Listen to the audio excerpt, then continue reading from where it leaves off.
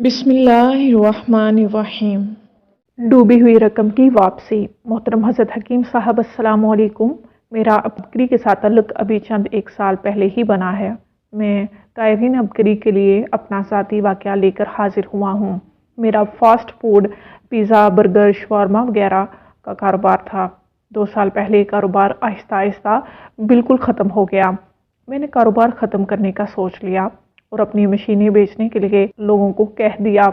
एक बंदे ने मुझसे मशीनें ख़रीद लीं और मुझे 50% अदायगी के साथ मशीनें उठा लीं। बाकी 50% की अदायगी 3 माह में करने के लिए मेरे एक अजीज़ की ज़मानत दी।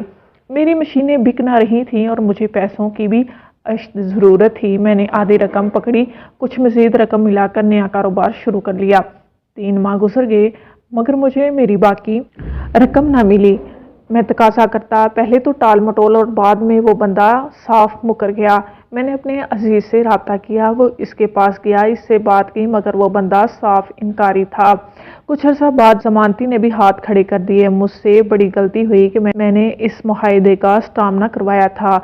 अब मैं कुछ भी नहीं कर सकता था। बहुत भाग दौड़ की मगर इसने पैसे न देने थे न दिए। फिर मुझे एक दोस्त ने अबकरी हदिया किया। इसमें मौजूद रूहानी महफिल को मैंने अपने इस मसले के हल के लिए करना शुरू कर दिया।